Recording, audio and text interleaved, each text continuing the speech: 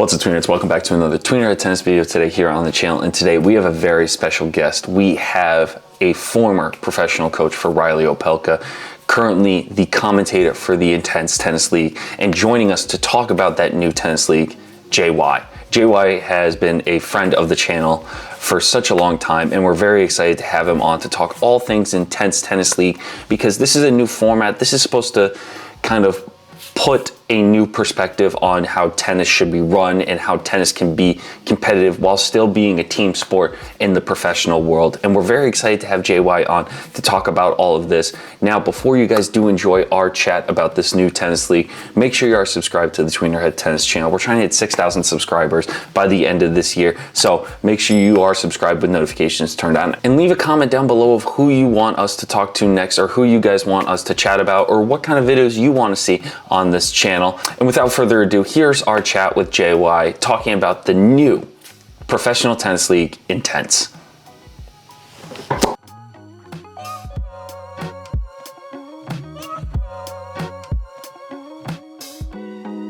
New year, new league, same JY.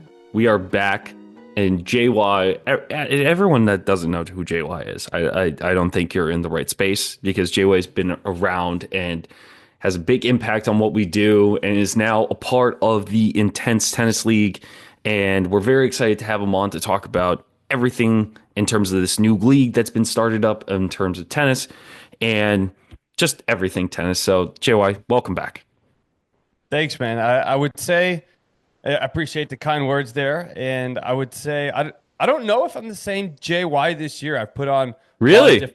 I've put on a lot of different hats. I mean, for me, I don't want to be the same, because I'm a big self-critic. So Fair enough. I'm always looking to improve. I'm always looking to, I got to get better. I got a lot of flaws. So, and I hate my flaws. So I try to get better. And this year, gosh, am I doing so many new things? And the Intense League is a huge thing that is very different, because also I'm not in the role as a coach. I'm not in the role as a player.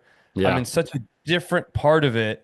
And so this is definitely a different version of me. And it's actually probably been the most fun I've had in a little while. Really? What makes you say that, though? I feel like that's a big step forward into what you've done in the past, being a coach on the professional tennis tour, to now being on the other side of essentially the camera with podcasting, being an announcer, being almost an analyst. You are an analyst now for this new league, and I wanted to bring you on to kind of talk about this league and your experience so far of what it's like. Yeah, well, I mean, that stuff that you mentioned, right? The being the commentator, broadcaster, analyst. I've never done that before. Yeah. So in a way, I'm just so grateful that they took the chance on me to put me in that position. And I've had my own podcast on the tennis coaching side, so I have some experience trying to talk and put a good script together. But I think this is very different, and I think that's the other part too. Is anything new for me is exciting. It makes me really nervous. Yeah. So I could have stayed in coaching and tried to, and I still coach to an extent, but definitely less than probably I've ever done it before. That's and anything new makes me really nervous. I really like my routines, getting comfortable and stuff, and I'm constantly having to fight myself out of that, because you can't grow if you're not doing anything different, trying anything new. Yeah. We were talking about it before we started here. Just the setup, the mic, the camera, all this stuff is new, and it makes me nervous. But I know that through those nerves, that's what I'm going to grow. And when I grow, new and fun things come. And now we got this new team professional league coming on, and I couldn't be more excited to finally have something that I believe is the version of tennis so many people have been looking for. It's not perfect yet, but I think my two favorite things about everything that I'm going through right now with the Intense League is, one, how many people have we come across that say they have these great ideas and all this and that, and then you're like, oh yeah, that does sound like a great idea. No one does a damn thing about it, right? And so I was approached about this league last year by Charles Allen, and literally this is happening. Yeah. And every week there's a new thing we're trying to do. And that's the second thing I really love about everybody is there's no egos in any of this. Everybody is so willing to take on the criticism. What do we need to do better? There's no ego. And so every week, every day, it seems like there's a new idea being thrown out. We try something new. We're in the middle of our preseason. On Sunday, we had our second preseason match. Yep. And from our first preseason match a few weeks ago in Zephyr Hills, Florida, at the SVB Tennis Center, Yeah. we've already made some adjustments. We're going to make some adjustments for the third one, and we're just going to get better and better. There's so many questions that are running through my head right now, but I'm going to try to condense it into just focusing on what this league is about. And when I had a previous call to talk about this with someone, this isn't supposed to be traditional tennis. I think that's the mindset that people have to break out when looking at a product like this. This is not supposed to be a traditional tennis format setup, whatever you want to call it. The whole point of this is to be energized, to have more upbeat and more literally intense content to produce with this product. And that's one of the things that I noticed with the first preseason stream and now the one you just had at Georgia Tech. It's definitely a newer version that I think we'll call them traditionalists have to get used to. And with this product, it's definitely going to push the boundaries of how people see tennis and how you can enjoy tennis as well. And whether that's from former pros or you wearing a blazer with a shirt. I mean, was that the first time you wore a blazer with a shirt on camera? On camera, yes, but I am from Miami, so Okay, so blazer that's common. shirts that's Okay. common for yeah, Okay. I've yeah. never been able to pull off that look, so I was proud of you for pulling that off. Yeah, I spent a lot of time in the mirror that morning. I'm like, oh. So for the first one down in Zephyr Hills, Florida, which is just outside of Tampa, I took three outfits just because, and it's funny because it was a 36-hour trip, Yeah. and I took three outfits because I just couldn't decide, and I just said, look, I'm just going to wake up and I'm going to have very little time to plan this, and I'm just going to have to throw something on, and I'm going to roll with it, and it helped that the weather down there was pretty favorable, so Yeah. I could get away with wearing that. And I just said I kind of got to stick with it for now. Yeah. So, and I think that's part of what we're trying to do. I mean, look, a lot of the things that w- we're trying to implement is we're trying to give the form of tennis that we think the fans have really wanted, the players have wanted, and coaches have wanted. So, the whole thing with the scoring and all that. Look, we still have the most basic forms. The lines are the same, the court is the same, Yeah. forehand, backhand, all that's kind of the same. It's just the scoring is a little bit different, but if anything, it's a lot simpler Hmm. because from that side of things, if you try to bring in a new tennis fan, they're just Hmm. getting started. They walk into, let's just say the U.S. Open, first time there, never played tennis, never watched it, but it's such a Hmm. cool event. The U.S. Open's become like an influencer event, right? It's almost Yeah. like the Coachella of tennis, right? Oh God, I haven't heard that before, but now that I think about it, it's so true. Same with Indian Wells. It's like how many celebrities can you pack into the event? Yeah. And so, but if they walk in for the first time and they're trying to follow the score, it doesn't make sense. Yeah. Love, 15, 30, okay, 40. What? Yeah, but let's go deuce. What? Add in. What? What? Okay. And then there's a changeover after the first game, but then it's every two, but then you got to win by two, but then you can win 7-6. Like there's all this stuff that, look, we just got used to it. But the thing is, when you try to bring in a new fan, and we have a lot of other sporting events that they have access to, Yeah.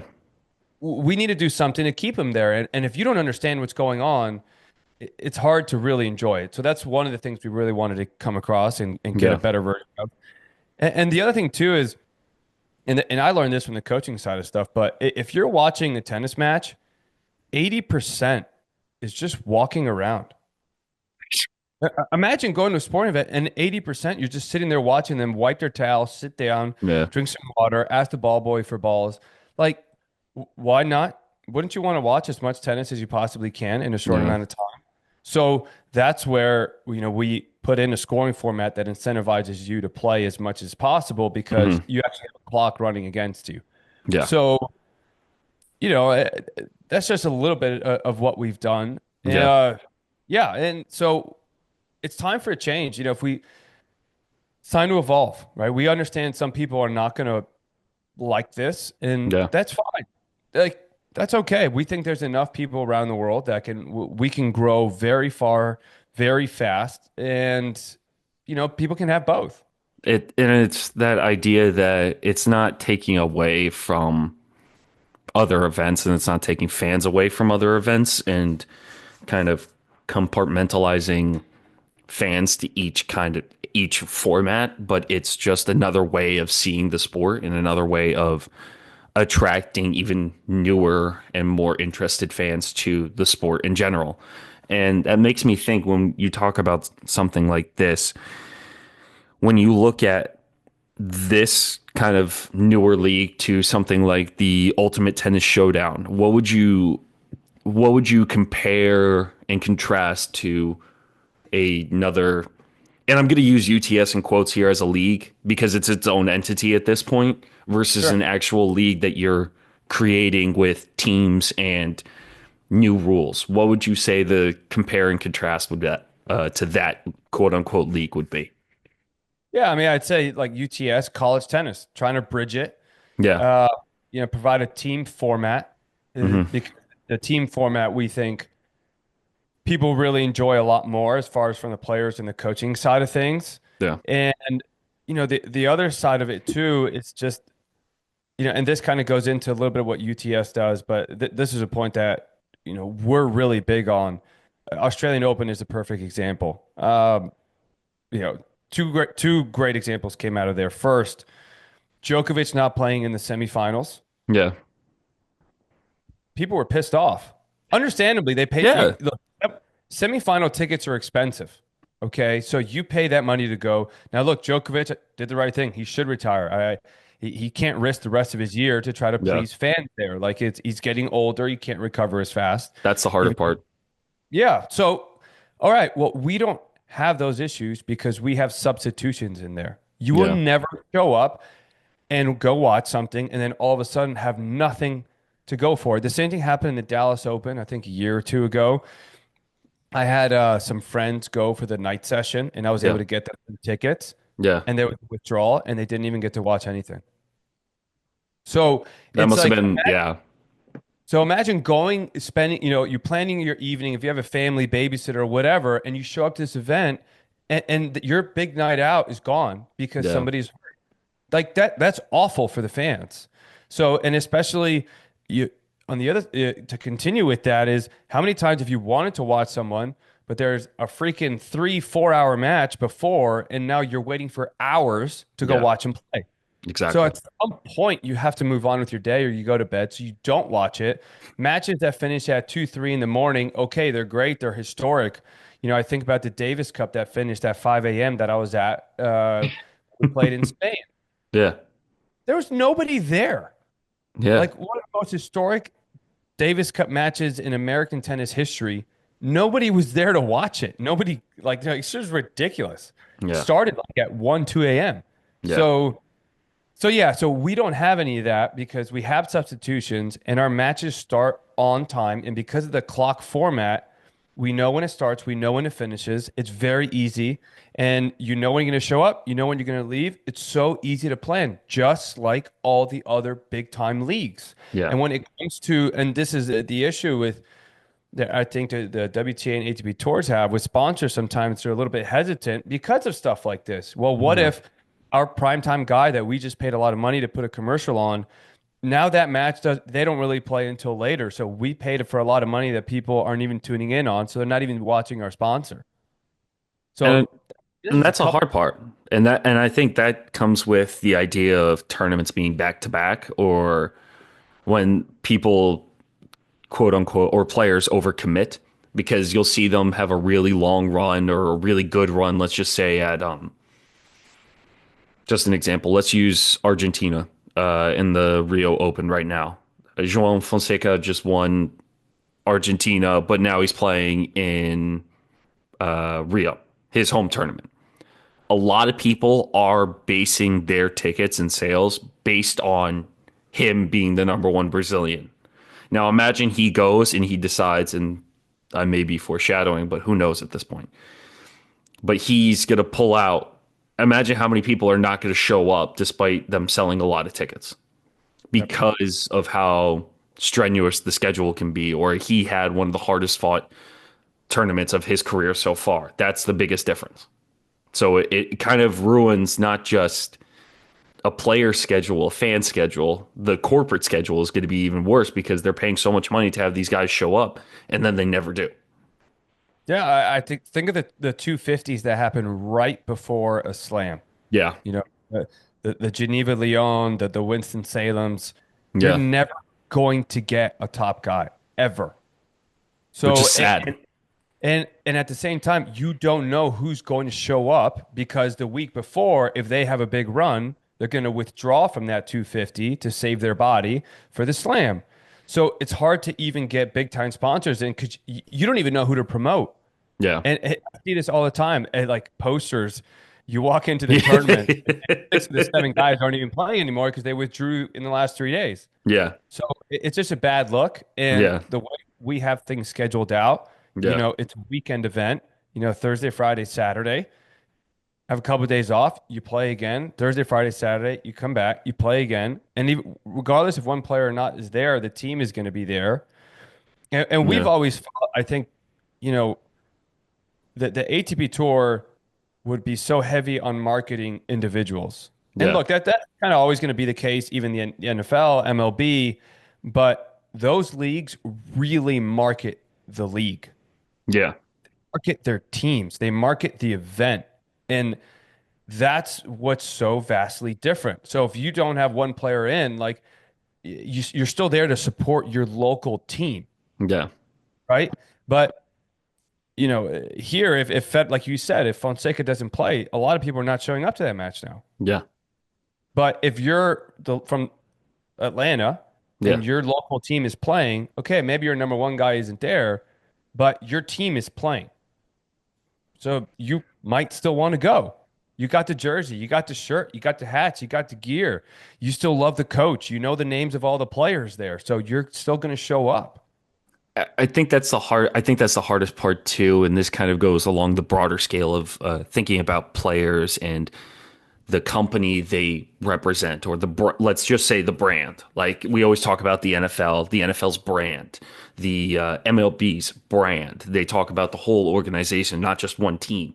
And when it comes to that, players are their own brand, but tournaments base their brand on people playing. They don't base it off their tournament. They don't base it off what they have to offer. Like Geneva, like just off the top of my head, Geneva's tournament outside, probably one of the most beautiful landscapes I've ever seen behind a tournament, right?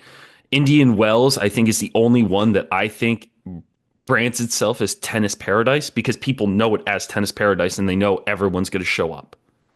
So it's very different to see how they market individuals that don't even necessarily represent the ATP or the WTA. They represent themselves. They're their own LLC versus they represent the ATP or the WTA.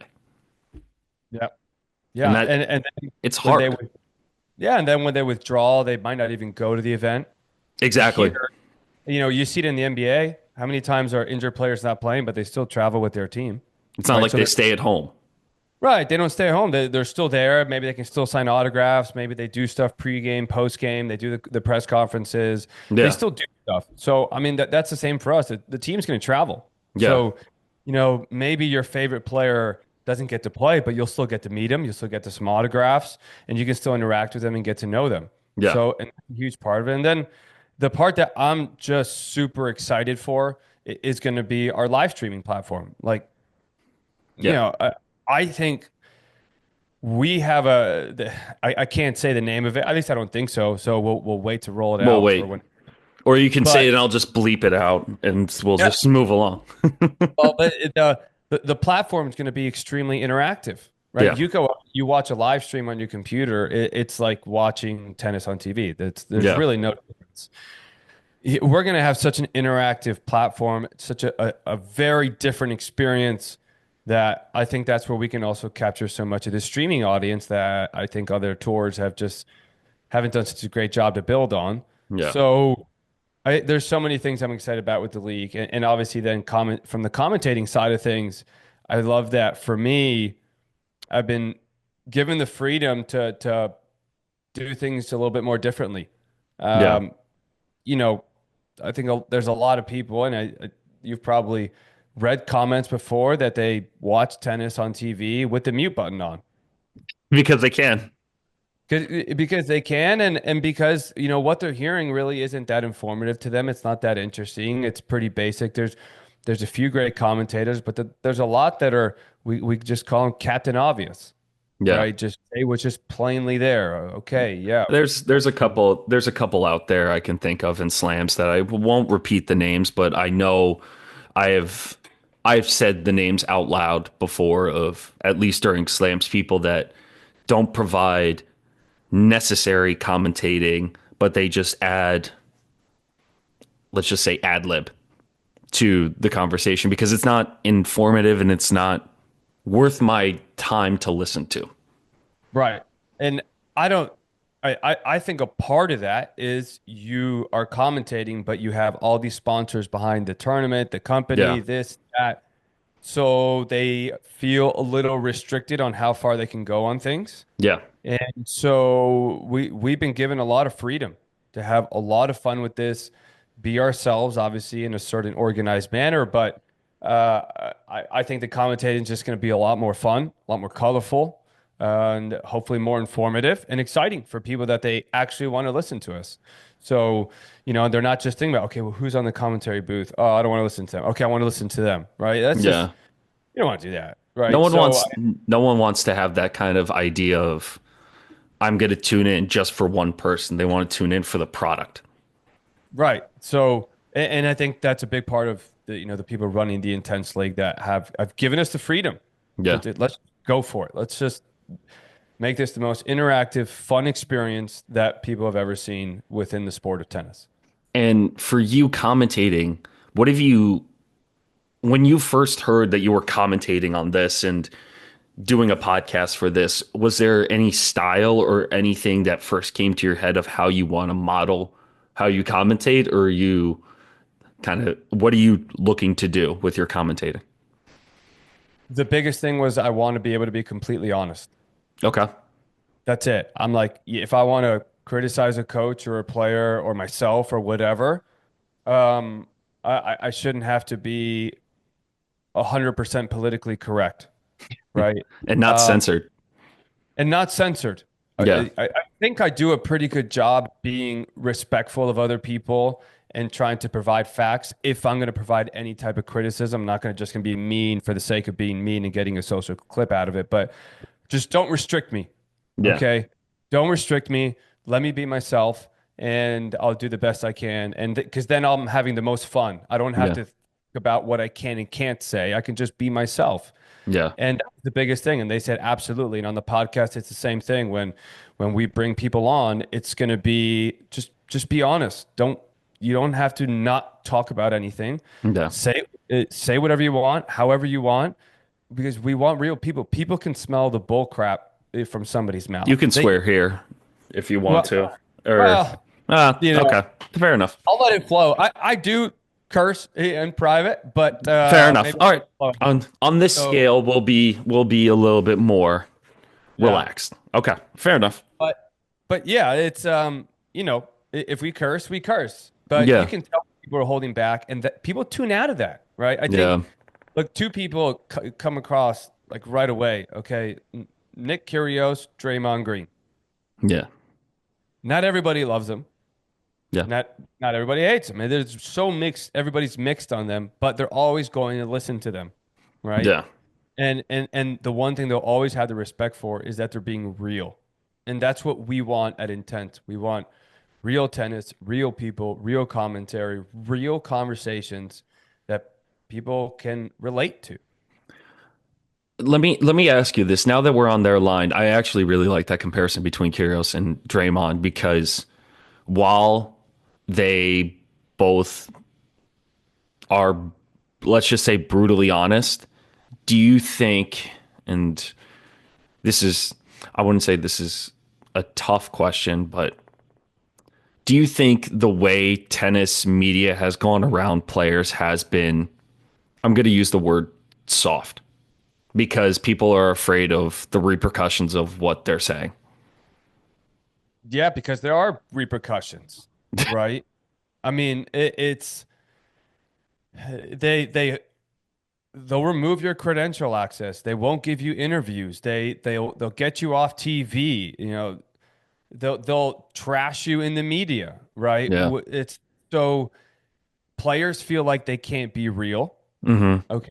Uh, Journalists feel like they can't ask them just real hardcore questions. Yep.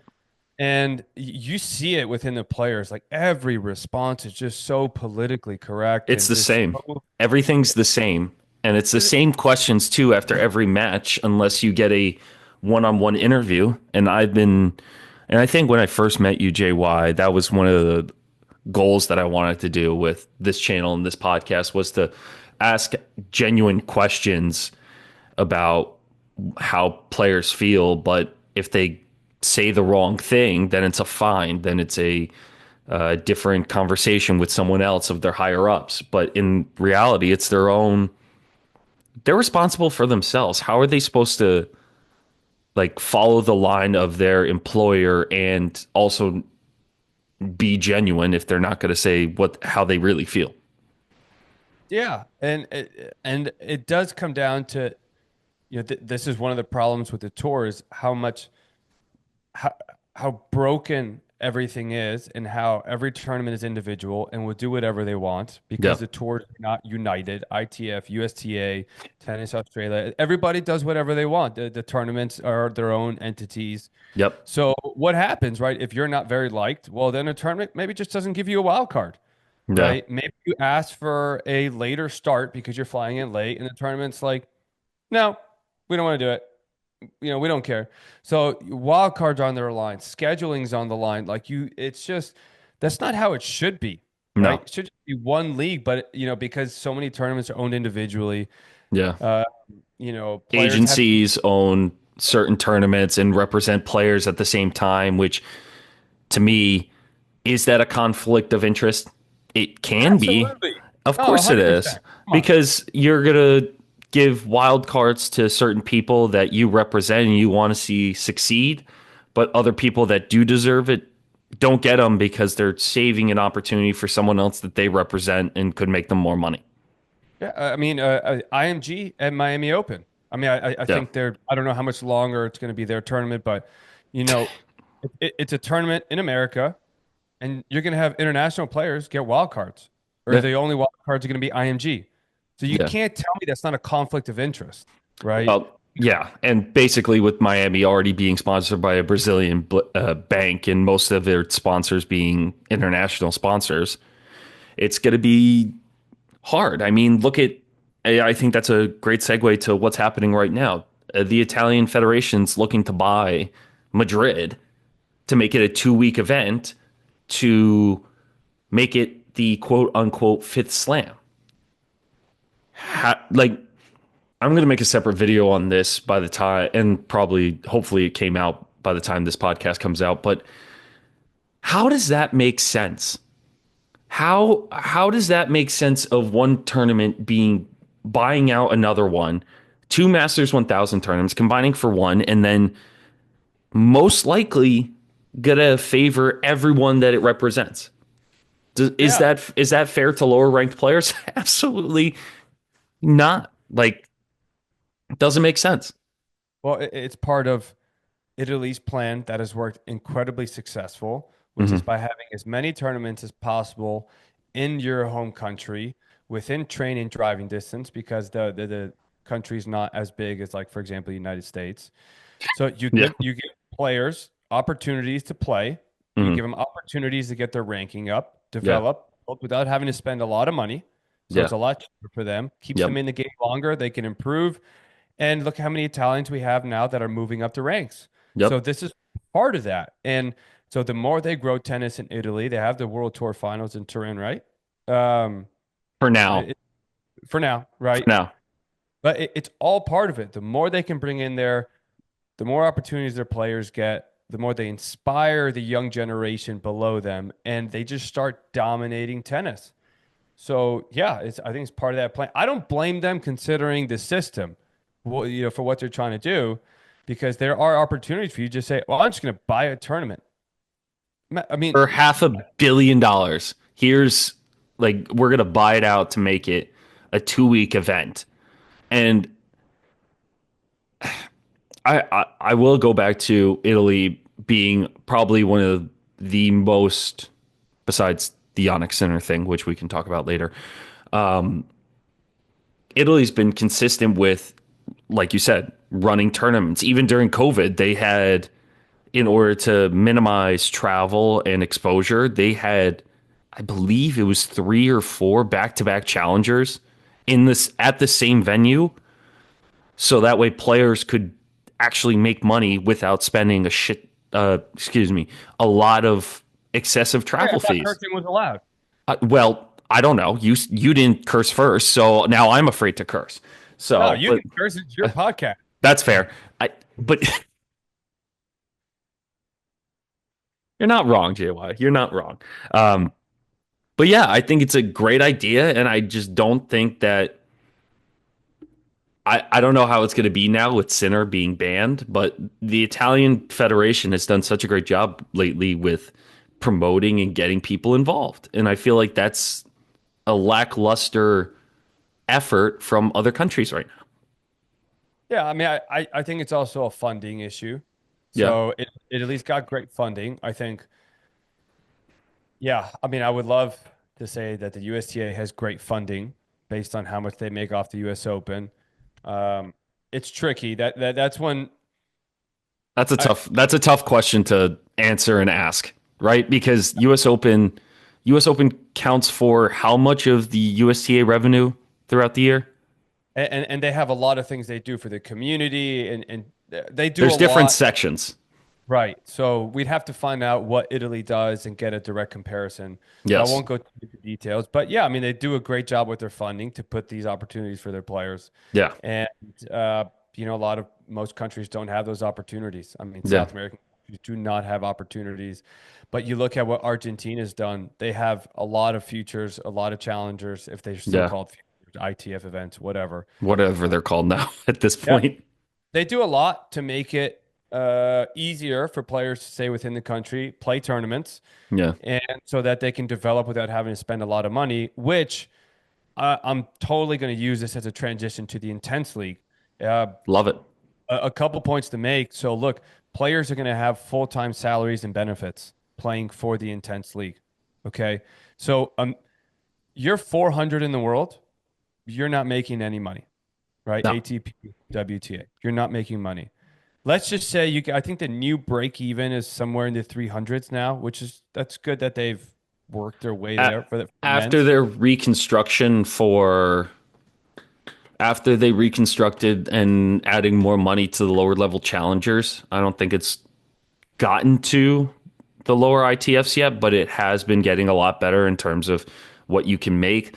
But even if you are breaking even in the top, let's just say 300, you're not able to have extra funding to live your life. You have to work to keep making enough money to then have a life outside of tennis.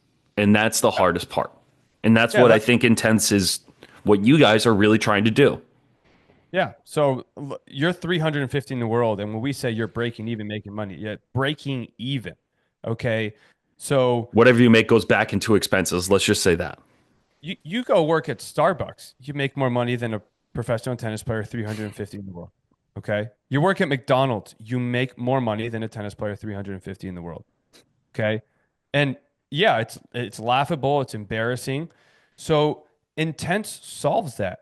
You have a Yeah. full-time salary, health benefits, Yeah, okay? that's crazy. Free coaching. Yeah. You have a coach on your team, just like NBA, NFL, MLB. Your coach is just it's there, it's paid for. Okay. Then you get to travel together. How many tennis players, the mental health battles that these players have traveling so much alone.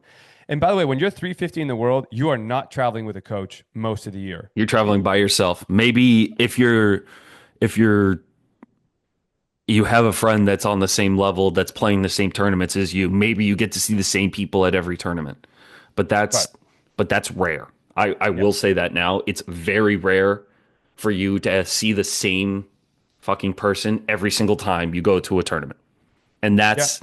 that from a mental toll, we talked about like tennis is now getting into the and realizing the mental health game. It started with Naomi Osaka, and you saw that with Amanda Anisimova, and she just won her first and biggest title of her career in the Middle East, beating Ostapenko in straight sets, winning a 1,000 event, and she took a year and a half off to focus on her happiness and her mental health. Imagine doing that as a, let's just say, a 29-year-old going from, I'm not even going to say third world country, but going to countries in South America to make $1,200 if you win the tournament. And then you're down 2K because you spent $2,000 on food and expenses. Yep. That's the reality. And we've been saying this for years. Yeah, and so it's really tough on the players from a mental standpoint. It gets exhausting, and I think it actually makes it difficult for them to improve because they're spending so much time traveling without a coach, without help, doing so much on their own. So Exactly. I think there's a very real possibility in the intense league that you're going to have players that are playing a level of tennis that is significantly higher than this because they practice together. They have coaching all the time. They have physical trainers that can take care of their bodies. So many players get injured because they can't afford a physical trainer and a coach to travel with them. And Yeah. most of these tournaments don't have a qualified physical trainer to be there to take care of them. Yeah. Like they can put tape job, a little stretch, and tell you like, yeah, if it's serious or not, right? At those levels, ATP Yeah. Tour guys, WTA Tour, they're unbelievable. Those are top. But so the intensity, you don't have to worry about that. Full-time salaries. So, you know, like I'm telling you right now, it's more than like minimum wage what these people are making in their first year. Can you imagine year five? Like, so our goal is that, kids are going to wake up and then dream to play in the intense league because the quality of life is so much better.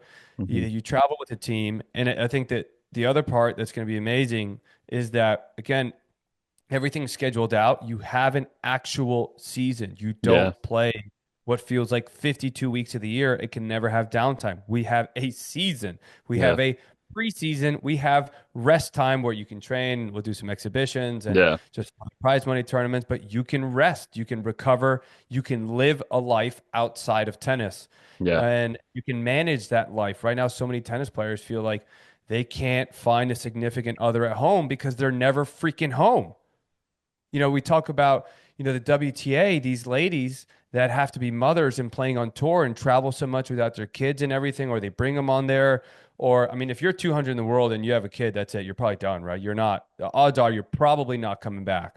So, It's a rare sight, and I think, who was it? Daniel Collins even mentioned it when she had her run in Australia, or last year when she announced her retirement. She admitted that she has a timeline of when she can have kids and when she wants to start a family. And there are some mothers on tour, let's just point out Azarenka, who has made enough money where she can travel with the team and can travel with her son.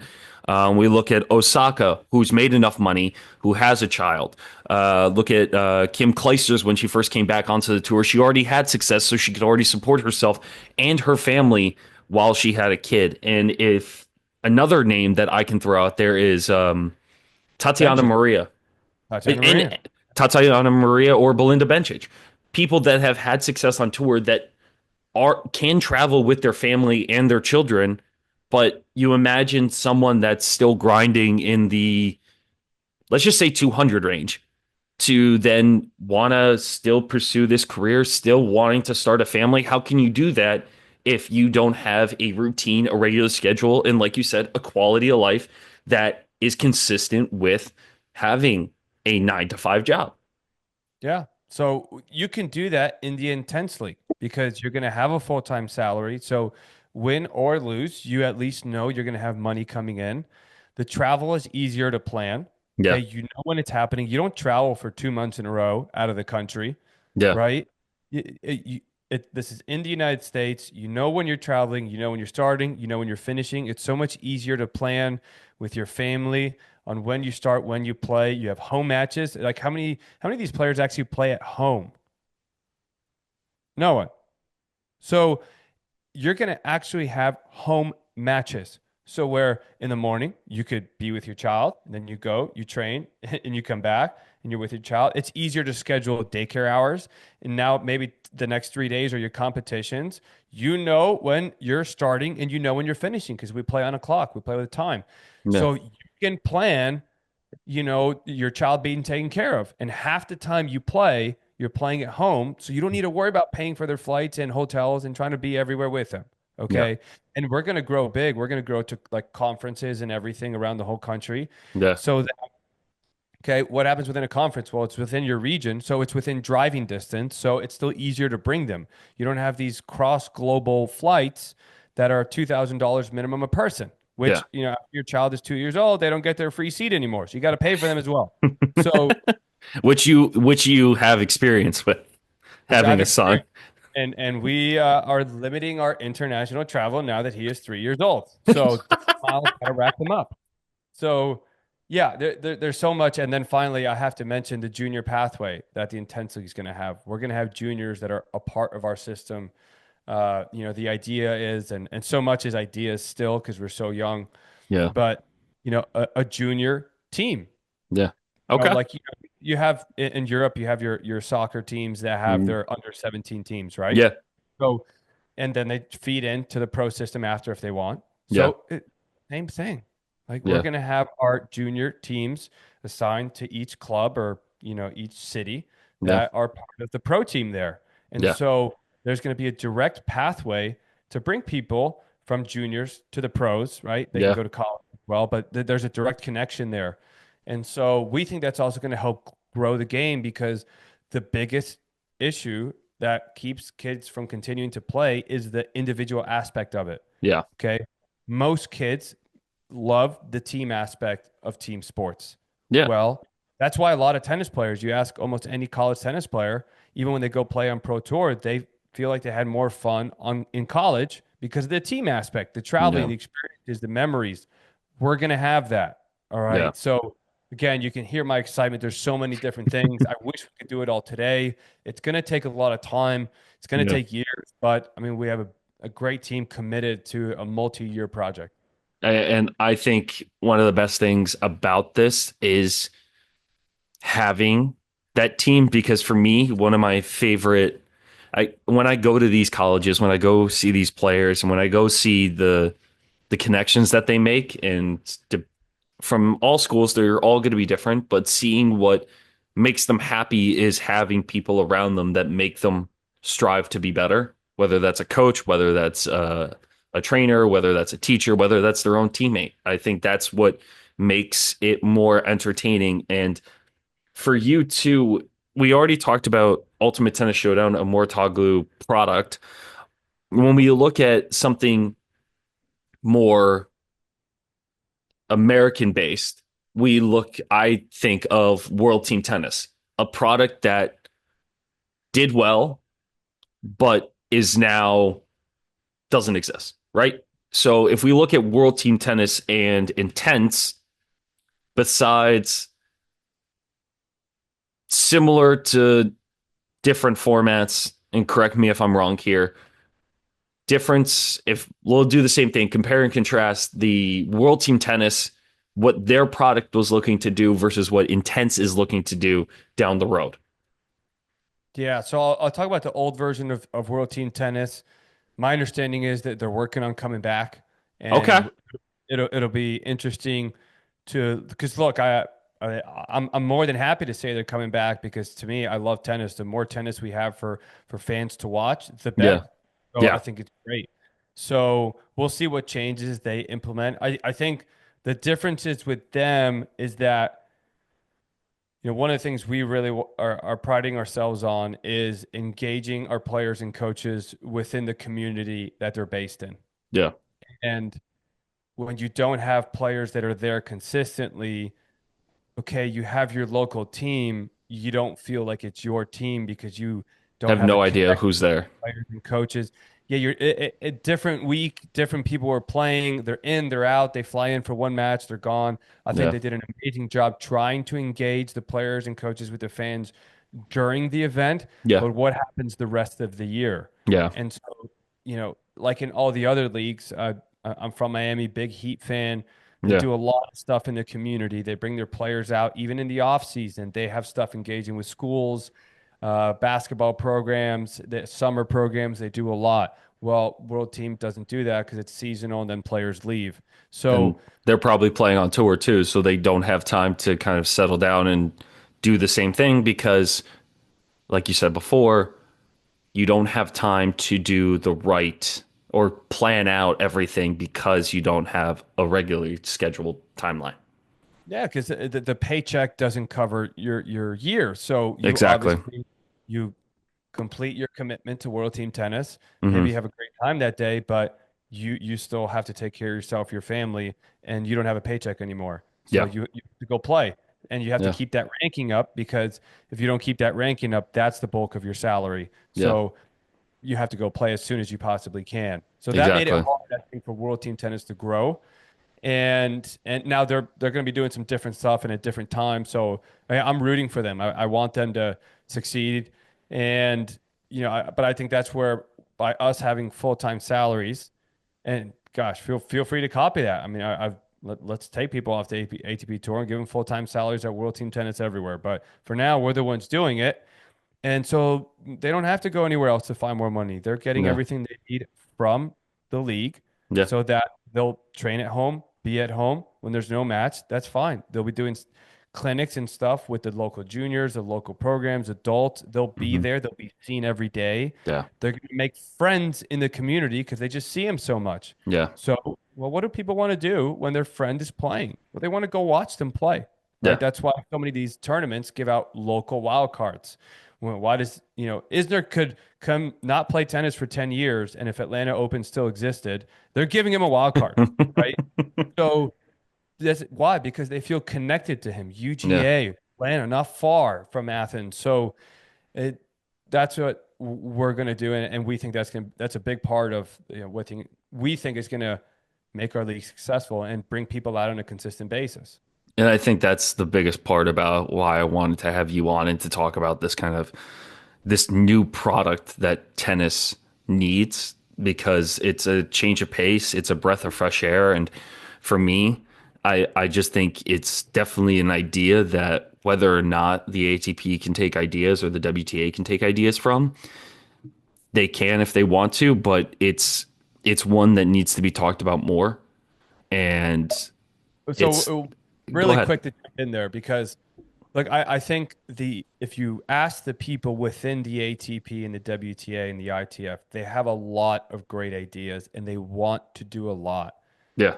But the system is too broken. Everyone is too individualized to be able Okay. to come together. Yeah. Okay.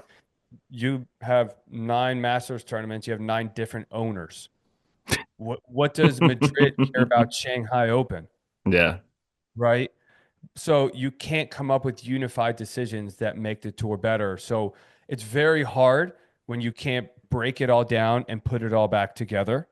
And so that's why I think it's easier for Intense because we're starting from scratch. So we can mold things on the way up because we're all working together for one common goal. So let me ask you this. When you speak like that, the first thing that comes back to my mind is the PTPA, something that's still fresh and new for players on the professional tour. What are your thoughts on the PTPA in that regard, and how does that translate to unifying the tour and players? I think the PTPA is necessary to unify the players. Yes. It is going to be very difficult for them to unify the tours, Yeah. but it is necessary to unify the players because now the ATP tries to do this with their player committee, Yeah. but they're still working directly with the ATP. It's just different, right? You need someone that is going to do solely what's the best for the players. And so the PTPA is necessary because they only care about the players. The ATP Tour has to care about both the Yeah. player and the tournament. And that is a very difficult balance. And it's just because of the way they're structured.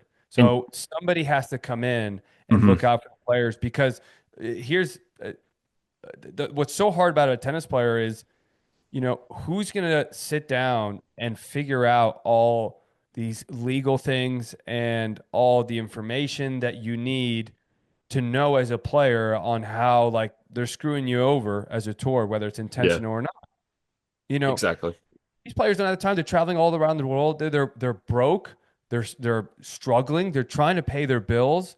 They're dying to just make money. They don't like Yeah. they care, but they don't. They're still just trying to pay next month's rent. Yeah. So somebody has to be there to take care of them, and that's where the PTPA comes in. And does that make, how can I phrase this? Is that a way for players to, is it possible for players to unionize on a tour like the ATP or WTA, like an NBA or MLB or NFL players union, to look out for the benefit of players to get that revenue sharing for each player? Because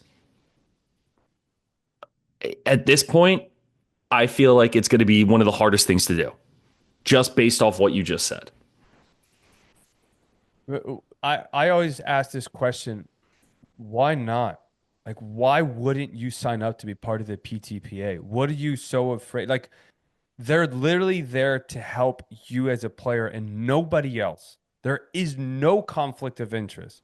The ATP is full of conflicts of interest. They've tried to remove it. They're trying to figure this out. But again, they're so integrated. It's very hard for them to make big changes very fast. Yeah. So, what is the harm in signing on to be with the PTPA when all they're going to do is just work for you? So Yeah. I think it's ridiculous when you don't sign on to be with them, especially when you look at out of all tennis is one of the biggest sports in the entire world. Maybe not in the United States, but in the entire world, it's one of the biggest sports. Top 10 for sure. Yeah. And so, but within that, you are one of the least successful athletes amongst all these top sports. I laugh because it's a crazy statement, but how true it is, right? So please explain to me, if you're a player, why you think you're smarter than the NBA, MLB that has guaranteed contracts. Player just got freaking $700 million. Deferred. They've had a union in place for 100 and something years, right? Now it took them a long time. Hopefully, it doesn't take them. They were trying to start unions in the 1880s with baseball, and there's a lot of Yeah. fighting, and it's going to happen here. The league's going to fight back at some point when every player is in on that PTPA Yeah. and they act together. They're going to have to work with them, and I think every player would love to take the salaries that these other professional athletes are getting, Yeah. or say, I'm just going to go play in the intense league. Like, why deal with all of that? Okay. You're going to make more money playing for us. Obviously, the top guys are making a lot of money. Yeah. But We're that's not that's paying that yet, but right? we're We'll not get we're there. not, let's just establish that this is, look, you're not going to make an insane amount of money, or let's just say rich money, until you're, can I say top 50 in the world based on your experience? Or it's not Um, even that, maybe 25? I'd say top 25. Top 25. Yeah. That's in the world. That's not even in your country. That's in the world. Yeah. Because there's 1,000 jobs I can put those players at, and they'll make even more money than a top 50 tennis player. And to be honest, within my experience, they could become the head of a country club director and make more money doing that than playing on the professional tour. You can make more money as a rackets pro than you could being top 400 in the world. Because It's just a name. Yeah, It's just the expenses are so high. Yeah, it's so high. But that's I think I've been saying this for years, but that's the reality of the situation with tennis. That's how broken the system is for these players. Yeah. And that's where intense comes in. Yeah, that's where intense. We don't have those expenses, right? Exactly. So you just pay your rent, pay your car if you want to have a car, but you want to rent a 1 bedroom studio, you want to live at home with your mom, fine, but you don't have to pay, you don't have to worry about like, do I bring a coach or not this week? Because I don't know if I can afford it, especially if I lose first round. Like when Bublik was saying about the ATP 250s. Yeah, I mean, unless you're making quarters or semis, you're losing money. You're losing money at an ATP 250 if you bring a coach and a physio because, no You one's have to pay providing. them. You have to pay them. And then you have expenses. You have a flight. You have hotel. And I think, please correct me if I'm wrong, JY has much more extensive knowledge on this. But from a player's perspective, how many days does do tournaments like that give you a guaranteed number of nights at a hotel? Or are you constantly redoing your reservation? No, players get a certain amount of nights. Yeah. But coaches don't, physios don't. So right there. Are you going to have them split the room with you? Yeah, exactly. That's the thing. Oh, and if you do, imagine that. Imagine being 60 in the world and feeling like you have to split a room with 2 other guys or girls because you're just trying to make money, right? Because you're just trying to break even from a tournament that you're doing well in. Yeah, at one of the biggest professional tournaments in the world. Makes sense. Makes total sense. Again, do that. Come play intense. Come play intense. JY, I can't thank you enough for coming on. I can't thank you enough for talking about what the Intense League is like, what it's all about, and what Intense is trying to do with this sport. It's an incredible product that has a lot of promise, and I can't wait to see what it does. I would like to be a part of it someday. Let's see what we can do about that. I selflessly, yeah, exactly. So I want to thank him. If you guys want to check out the Intense League, check out all the links down in the description below. Go to make sure follow JY on all his social medias. What else do you want to plug, JY? The floor is yours. Intense tennis. Look, I just think even if you're a traditionalist in tennis, just keep this in mind. This league is built in a way that we're putting the fan experience first. Yeah. It's not about the player's experience. It's not about the coach's experience. Yes, we've talked about salaries and juniors and how great it is if you want to be a mom and still play in this league. Yeah. But the most important thing to us is the fans. And so we're trying to create the best product that people can really enjoy to watch. And I think you just have to check it out if you love to watch anybody hit a racket and a ball within those lines. I love that. And JY, thank you so much for joining us. I really appreciate it. And we will catch you in the next. I can't even do my outro right now. What's wrong with me? Well, we had a great conversation. We're burning it out. So JY, thank you so much for joining us. I can't wait to see what you're going to do next. And we can't wait to see you in a blazer and your shirt in Miami again. I'm going to hold you to that. Thank you so much for watching, guys. Thanks, man.